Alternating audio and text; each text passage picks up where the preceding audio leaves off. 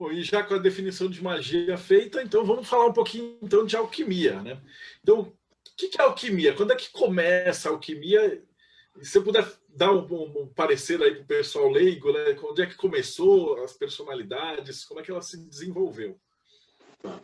Embora o tema alquimia antiga, o nascimento da magia, fosse nos consumir volumes e volumes de tempo e de espaço e de falatório, nós vamos aqui resumir brevemente a história da antiga alquimia para entrarmos na alquimia operativa, que é o que, propriamente, sobre o que não se fala ou que pouco se conhece, que não é algo muito notório. Então, vamos defender esta tese aqui ou falar sobre esse elemento. Pois bem, a alquimia, nós podemos definir a palavra em duas partes de origem hebraica. Alquimia. A químia, propriamente, que vai ter ali as suas raízes no Egito, enfim, vai trabalhar o aspecto da matéria, é de onde veio a palavra química, e isso todos nós o sabemos, né? E o al é o prefixo que traz a ideia do sutil, do superior, do espiritual, daquilo que é elevado. Na própria língua árabe, nós vamos ter, por exemplo, a palavra álcool, veio do árabe. Então, o álcool é um espírito sutilizado de alguma coisa pela extração, algo que nós também fazemos e aprendemos quimicamente da própria alquimia. O alcorão, por exemplo, enfim, todas estas palavras com essa partícula trazem a ideia de algo sublime, da mesma maneira que em Cabala, ou na própria língua judaica, no hebraico, nós vamos ter o El. Então, os anjos, por exemplo, Gabriel, Rafael, Samuel, ou seja, sempre que nós temos este sufixo El, nós temos algo sublime, algo elevado. Então, alquimia significa isto, espírito e matéria, ou elevação espiritual da própria matéria. Em suma, alquimia significa isso. Agora, a história da alquimia se perde, obviamente, nas noites, nos ventos, nas florestas da história humana. Mas podemos localizá-la principalmente, não nos árabes, tão e somente, embora os árabes tenham desenvolvido. Mas vejamos que os árabes, antes do apogeu, por assim dizer, das faculdades, das universidades católicas cristãs, os árabes eram os conservadores do conhecimento. Isso a gente aprende em história. E como excelentes mercadores e pelas rotas comerciais, eles interligavam o Oriente e, por vezes, o Extremo Oriente com o Ocidente. Por isso que a tese mais plausível, histórica e verificavelmente é que a alquimia tenha vindo dos antigos chineses. Este é o ponto. Tanto é assim que, se nós formos estudar a alquimia chinesa, ela já existe tanto na sua fabricação da pedra externa quanto da pedra interna, ou seja, o al e o químia, o aspecto superior e o aspecto inferior, aquilo que está acima e o que está abaixo, como diz o Tratado Hermético. Seja como for, a alquimia, advindo propriamente dos antigos chineses, chega na Europa pela mão dos árabes, e aí podemos citar, para sermos breves, Avicena, podemos citar Geber, podemos citar diversos outros filósofos ali que trabalharam, Arnaldo Villanova, que fez essa ponte, Avicena, são personalidades que fizeram essa transposição da alquimia do árabe para a Europa. Então, ela veio da antiga China, são as raízes mais antigas, embora existam elementos também na cultura sânscrita, na cultura indiana, mas principalmente na China ela era mais desenvolvida, passou para os árabes, dos árabes para as grandes faculdades europeias, e aí temos, além de Arnaldo Villanova, temos Basílio Valentim, temos o grande, né, Nicolas Flamel, parisiense, ali do finalzinho do século XIV, com a sua esposa Perelene. A gente fala, por vezes, em Fulcanelli, as pessoas acham que a gente está viajando, porque é coisa de Harry Potter, e que é só do filme, que não existe, é coisa do livro, mas, na verdade, Flamel existiu, né? Falando aqui de Flamel. Flamel, de fato, existiu, junto com a sua esposa Perelene, parisiense, e foi um grande alquimista, tanto da alquimia sutil, da alquimia espiritual, Nicolas Flamel, como também da alquimia operativa. E o livro dele está até publicado aqui no Brasil sob o nome de O Livro das Figuras Hieroglíficas, em que ele conta parte da sua própria trajetória com a sua esposa Perelene. Pois bem, da alquimia medieval, nós passamos para a alquimia mais ocultistas, que se integrou às corporações de ofício e aos movimentos iniciáticos nascentes ali a partir da época iluminista, em que nós vamos ter, pós-Idade Média, os alquimistas mais filosóficos, enfim, com todo o seu aparato hermético, integrando as organizações de ofício e trazendo para estas uma alma, trazendo um espírito mais esotérico. Outros também, herméticos, hermetistas, cabalistas, teurgistas, místicos dos mais diversos, mas também os alquimistas. E aí nós vamos ter uma certa união entre o movimento esotérico e a própria alquimia. Vejamos, frater Marcelo Deodébio e dignos irmãos que aqui acompanham, que os manifestos a que me referi, que deu nascimento ao movimento rosacruciano, mas tem gente que vai dizer que veio do Egito, tem gente que vai dizer que veio da Lemúria, que veio da antiga Atlântida, que veio de Marte, que veio dos ETs. Ok, não vamos entrar nessas discussões. Aqui estamos nos referindo a aspectos historicamente verificáveis. Aquilo propriamente que...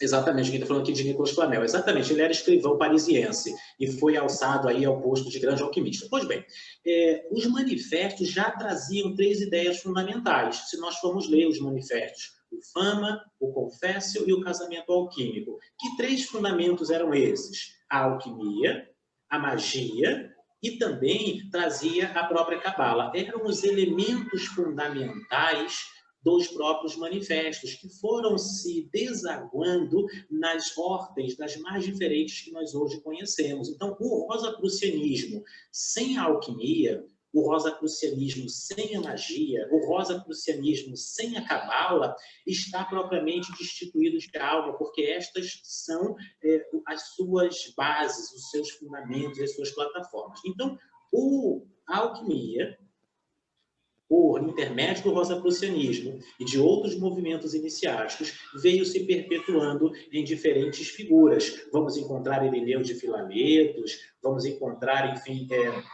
outras tantas figuras daquela mesma época. Basílio Valentim, já citamos ele, que é mais ou menos dessa época. A própria figura de Paracelso, grande alquimista também, e herbalista, bem como, e é uma das nossas bases, inclusive, de trabalho prático em laboratório, na atualidade, os escritos de Paracelso. Saint-Germain também teria sido um grande alquimista, Cagliostro e outras tantas figuras da antiguidade mais ou menos iluminista, podemos assim dizer. Então, deste período, nós temos a antiga China, os árabes, Idade Média, período iluminista e, por fim, a Era Moderna.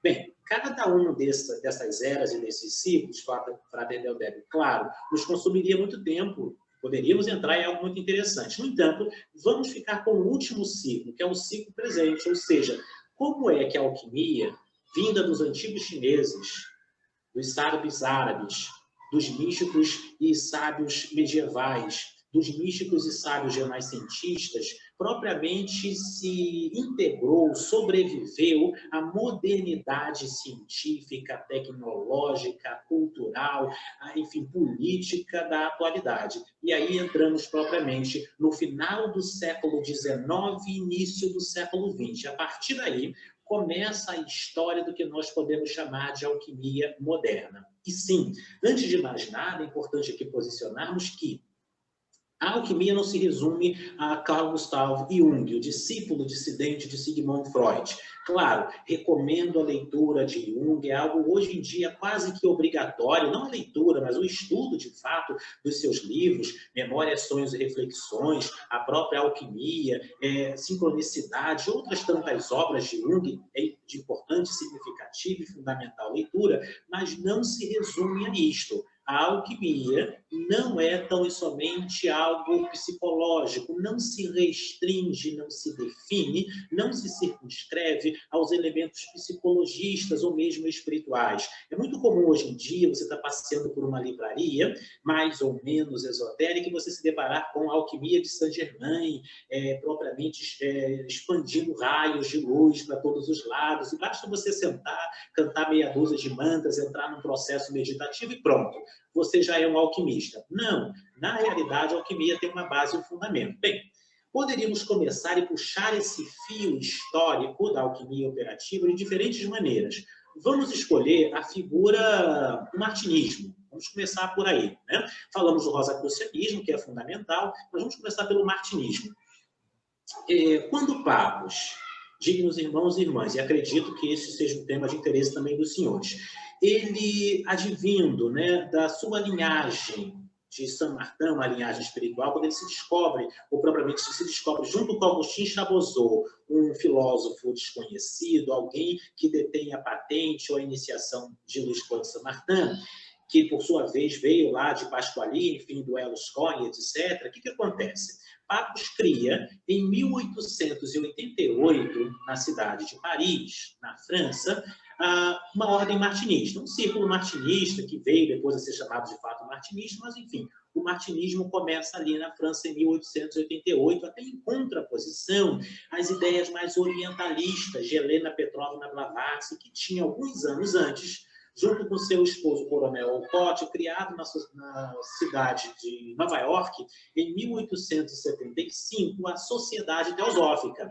Então, quando Papos cria, em 1888, esse círculo martinista, ele também traz os elementos ocidentais, entre os quais a própria alquimia. Mas verifiquemos que isto não se deu exatamente no martinismo. Na realidade, no ano seguinte, a 1888, é criado duas organizações interessantes. Uma a Ordem Rosa Cruz Cabalística, que veio pelas mãos do Marquês Stanislas de Guaita, junto com Joséphine Péladan, e aí hoje em dia existe muito método de tarô, né? Para quem gosta de tarô, o método Péladan, as pessoas geralmente não sabem de onde vem isso, né? Vem de Joséphine Péladan. Enfim, eles criam uma ordem chamada Ordem Rosa Cruz Cabalística. Exatamente, alguém está dando aqui uma indicação. Esta ordem martinista, obrigado, dignos irmãos, pelas colaborações. Esta ordem Rosa Cruz Cabalística, por sua vez, nasce junto com outro círculo importante que é chamado Sociedade de Alquimia da França. Sociedade de Alquimia da França, que tinha Papos como grande figura, tinha o Marquês Stanislas de Guaita como grande figura, tinha também o próprio Joséphine Péladan, Agustin Chabozeau e outras grandes figuras daquela mesma época. Ele cria este círculo iniciático de alquimia operativa, de fato, pelas mãos do conde Castellotti, François Jolivet Castellotti. Castellotti, que era não só um grande místico, martinista, Rosa Cruz, cabalista, hermetista, mas principalmente um alquimista. Ele é quem detinha os conhecimentos ou quem guiava propriamente aquela seção de alquimia ali criada por Papos. Na verdade, Papos criou uma espécie de faculdade com diferentes segmentos, né? Essa era a pretensão inicial de Papos, mas aí isso veio a se desaguar também ali na alquimia pelas mãos do conde Castellotti. E para isso tem uma fotografia. Você me permite mostrar aqui para os senhores, Frater? Posso? Vamos ver. Ótimo. É bom que ilustra, né? Então, não sei se a luz aqui vai permitir bem, mas vejamos, eu tenho aqui em mãos, tá? Com todo respeito, e não estamos falando em nome da organização, um manual antigo que hoje em dia não se publica mais, mas acredito que o Frater Deldeb e outros irmãos, no mínimo, tenham tido conhecimento, se já não possuem esse livro, que é o Manual Rosa Cruz, tá? Bem, o Manual Rosa Cruz traz lá na sua página 19, ele foi editado pelo Spencer Lewis. Me permitam mostrar aqui, está de ponta cabeça. Na página 19, ele traz a figura do conde Castellotti. Ficou claro aí, dignos? Em seu laboratório. Esse é o conde Jolivet François Castellotti, não seu laboratório de alquimia, ou seja, Papos, que é o fundador do martinismo moderno, podemos assim dizer. Junto com Stanislas de Guaita, da Ordem Rosa Cruz Cabalísticas e outras grandes organizações, a Sociedade Pitagórica e outras tantas, tinham esta sessão de estudo laboratorial. E vejamos que nós não estamos nos breus históricos da Idade Média, onde não existia propriamente o conhecimento científico. Esta associação da espiritualidade, da alquimia, do hermetismo com o laboratório, com a questão física, já tinha nascimento aí. O que acontece? Papos morre durante a Primeira Guerra Mundial. Ele morre servindo como médico em fronte na Primeira Guerra Mundial pela França em 1914. É o ano de morte de Papos. Foi bem, o martinismo ele entra ali numa série de desentendimentos e de diferentes linhagens. No entanto, Jolivet Castellotti continua sob a direção propriamente da ordem do Círculo de Alquimia da França, Sociedade de Alquimia da França é o nome correto, e ele entra em associação com uma outra grande figura, que é o Dr. Ave Spencer Lewis, alguns dos senhores talvez conheçam, que é o fundador, em agosto de 1975, da Ordem Rosa Cruz Amor, que é a antiga e mística Ordem Rosa Cruz. Verifiquemos que os dois publicam na França, à época, a primeira revista Rosa Cruz, né, a revista Rosa Cruz daquela atualidade. Então, a revista Rosa Cruz, ou Rosa Cruz, era uma combinação entre uma publicação da Sociedade de Pesquisas da Sociedade de Alquimia da França, junto com a própria Ordem Rosa Cruz da Morte, ou Rosa Cruz da Morte. Então, essa publicação em conjunto trazia tanto elementos místicos, como também as questões de laboratório. É importante posicionar aqui o Spencer Lewis, porque a gente não sabe muito bem como é que foi, no meio de tantas Rosa Cruz existentes, no início de 1900, a existência, propriamente, como é que a morte cresceu tanto. Um dos elementos foi o seguinte: em 1916, Spencer Lewis reúne Frater Marcelo Deodébio e os Divinos Irmãos, cientistas, ele reúne personalidades, reúne as crianças aqui gritando, ele reúne cientistas, reúne grandes personalidades, jornalistas, e faz uma transmutação pública de zinco em ouro, num laboratório Rosa Cruz, por uma pedra que lhe tinha sido dada por ninguém mais, ninguém menos que o próprio amigo de Papos, que é o François Jolivet Cascalotti. Então, no dia seguinte, a Amor, que estava com o seu nome estampado nos principais jornais da época, ou seja, a partir dali houve uma grande fila de inscrições pelos interesses, porque guardava os conhecimentos alquímicos e etc. E o Spencer Lewis, ele mesmo afirmou o seguinte, que todo grande mestre, ele receberia o segredo, tinha como obrigação realizar ao menos uma transmutação, como prova da sua conexão com a tradição Rosa Cruz na sua existência. Uma vez, eu estava num grande congresso com o grande mestre da Morque. Não, eu não estava. Eu estava participando do congresso como alguém qualquer. Mas eu estava lá e fiz uma pergunta. Não esse grande mestre de agora, né? Falo épocas outras. Era a época do sucessor de Maria Moura, o frater Charles Vega Paruque. Era um outro grande mestre. E aí, eu fiz essa pergunta. Frater, Spencer Lewis, ele posicionou-se que o grande mestre ele tinha essa capacidade, como prova, etc. E tal. O frater Charles Vega Paruque fez ali uma piada, como era próprio da sua personalidade bem-humorada, e disse, olha, isso aí eu desconheço esses processos. Ou seja, isso foi caindo num certo desuso. Ele mesmo não tinha conhecimento desse processo. Ainda assim, porque a alquimia foi caindo em desuso, a alquimia laboratorial, ela vem caindo no desuso. Por isso que é importante aqui posicionarmos isso hoje nessa nossa conversa, né? Reavivando um pouco os elementos históricos. Seja como for, a morte já trazia isso. E aí, nós vamos dar um certo salto, não é? Dentro do próprio rosacrucianismo, depois vamos voltar um pouco algumas décadas, para o ano de 1960.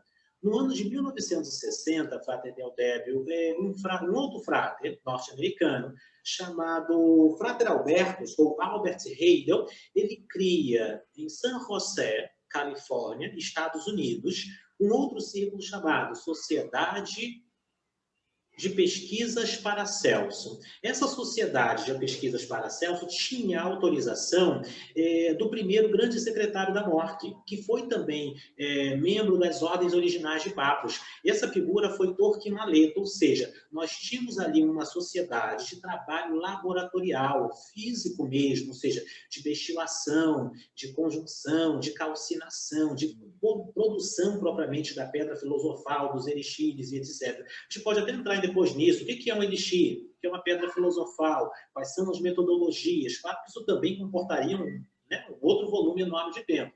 Mas vamos ver as questões históricas aqui. Pois bem, até aí, nós temos mais uma sociedade importante da própria alquimia operativa em operação nos Estados Unidos. Junto dessa sociedade, a partir daí, nasceram outros círculos, como o próprio círculo de Engalize, junto com a sua própria esposa nos Estados Unidos, de alquimia operativa. Mas aí eu vou citar aqui uma coisa interessante, que ele publica, em 1960, alguma coisa, não me lembro aqui exatamente a data, ele publica um livro chamado Handbook Alchemy, ou seja, Manual Prático de Alquimia. Ficou no Brasil traduzido pela editora Pensamento, assim. Vamos lembrar que o fundador da Pensamento, Antônio Olivo Rodrigues, fundador do Círculo Iniciático, do Círculo da Comunhão do Pensamento.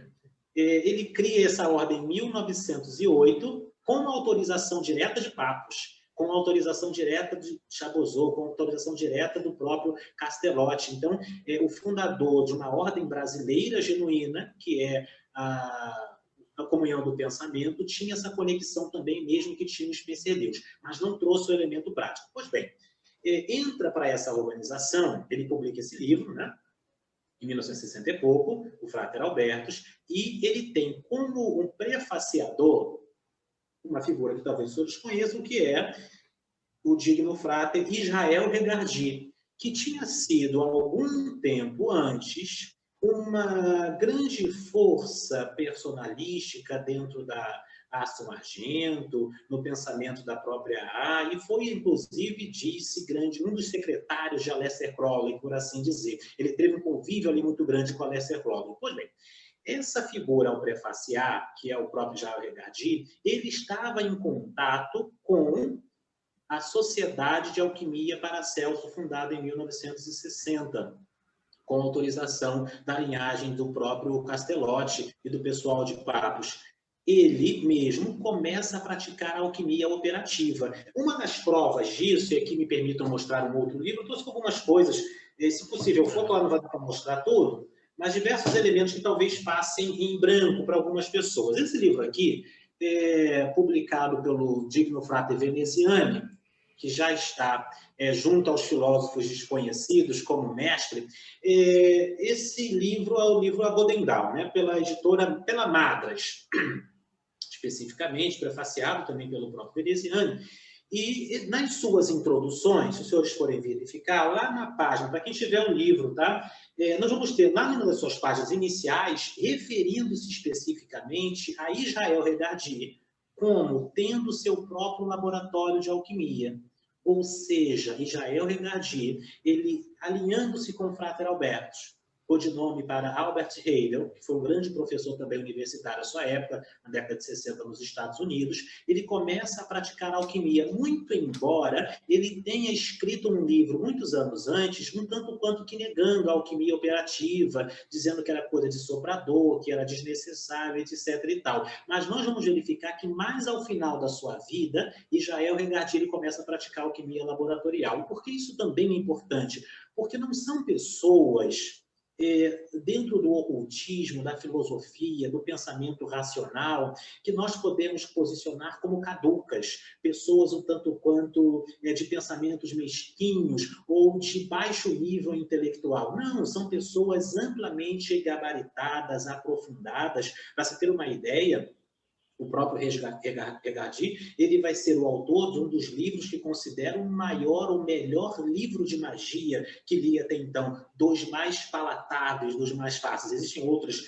também que trazem grandes contribuições, mas ele vai ser o grande, vai ser o escritor de um dos maiores livros de magia que particularmente conheço e indico. Pois bem, ele mesmo tinha o seu trabalho alquímico, assim como o tinha lá, voltando muitos anos atrás, há 2 séculos atrás, na época mais iluminista, o senhor Sir Isaac Newton. Sabemos, e hoje já é algo tanto quanto já reconhecido historicamente, não é viagem, né? De que Isaac Newton também tinha o seu laboratório, os seus trabalhos alquímicos, e mantinha isso na escuridão, porque já naquela época a alquimia laboratorial estava um tanto quanto em desalinho com o pensamento científico, ali posicionado por Robert Boyle, que vai ser um dos grandes fundadores da química moderna. A química, como filha um tanto quanto ingrata da própria alquimia, faz questão de colocá-la nos subúrbios do pensamento ou nos porões propriamente da filosofia, mas ainda assim a alquimia permanece. Podemos citar outras tantas figuras, como é o caso do senhor Fulcanelli, né? Fulcanelli com Flamel, mas Flamel na Idade Média, Fulcanelli aqui na primeira metade do século XX. é uma das figuras conhecidas. Fulcanelli vai ter os seus livros publicados, né? Vai ser, né, Os Mistérios da Catedrais, e também um outro livro denominado As Mansões Filosofais. São 2 livros incríveis sobre alquimia laboratorial, alquimia física, de fato, de trabalho operativo. Esses trabalhos que Fulcanelli vai apresentar, vai estar publicado aqui pela uma editora portuguesa, né, Edições 70, recomendo, Realidade Fantástica, é a coleção, né, Digno Frater Alexandre Belenda, está aqui, Belenda, obrigado, Frater, é uma coleção, Realidade Fantástica. Então, nós vamos ter, existe um livro também sobre isso, né, que vai falar sobre o Fulcanelli, mas os livros de Fulcanelli estão publicados também por uma outra editora brasileira, que é a Magas, muito embora aqui, me perdoem, não recomende os livros da Magas, porque esse livro do Fulcanelli, tá? Eu recomendo outros, mas não esse, porque ela corta as notas de rodapé, que são as notas do discípulo de Fulcanelli. Fulcanelli foi uma figura um tanto quanto incógnita, um verdadeiro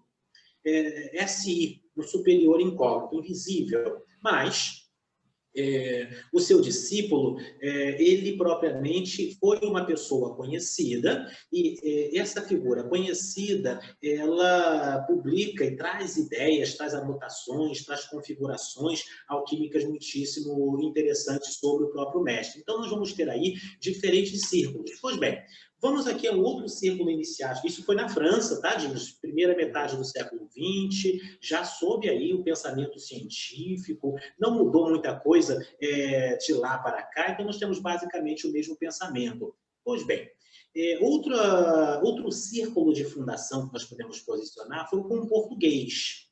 E aí já nos aproximamos aqui da cultura brasileira, né? Pelo menos na questão da língua. Um português que chamado Rubelos Petrinos. Não sei se os senhores já ouviram falar. Rubelos Petrinos, também viciado no ramo europeu específico do rosacrucianismo, ele tinha o seu laboratório de alquimia, trabalhava alquimia laboratorial. E como português de nascimento, portanto, expressava-se em nossa própria língua, ele foi um dos grandes condensadores do pensamento alquímico laboratorial.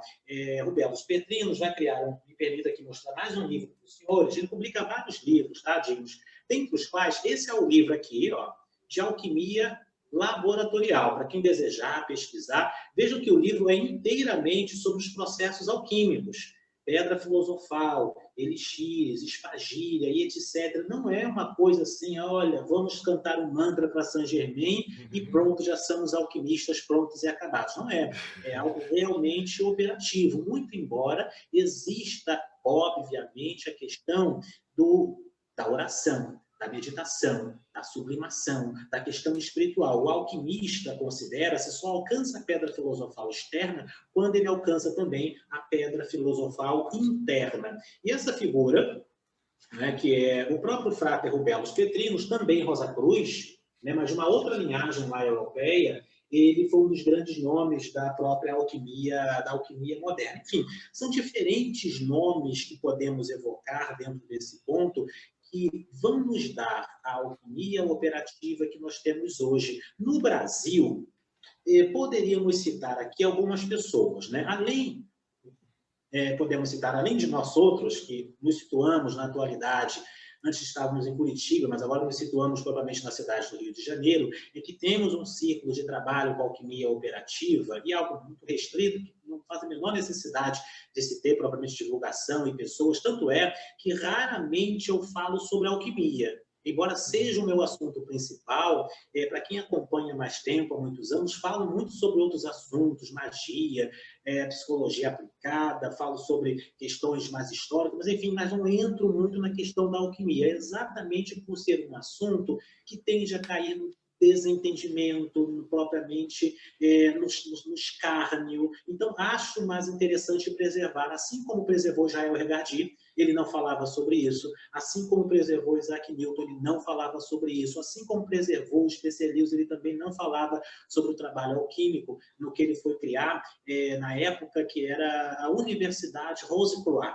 né, a Universidade Rosa Cruz, cuja sede fica atualmente no bairro do Bacaxeri, na cidade de Curitiba, no estado do Paraná, no país chamado Brasil. Pois bem, estes círculos todos condignos, eles consubstanciam a modernidade da alquimia. Aqui no Brasil nós vamos ter, nós trabalhamos com isso, embora nós também tenhamos aqui, na cidade do Rio de Janeiro, um outro fráter, que comanda uma ordem, não sei o nome da ordem, mas enfim, é de alquimia operativa também, usa muito essa sigla, Frater Fidelis, que também tem esse processo. Nós temos um círculo também de alquimia operativa em Minas Gerais, Frater Petrus, que é também o que nós podemos chamar de alquimista solitário. Existem muitas pessoas assim, né? Eu conheço vários fratres irmãos que trabalham a alquimia sem juntar pessoas, a grande maioria, né? Sem propriamente formar organizações ou ficar dando cursos sobre isso.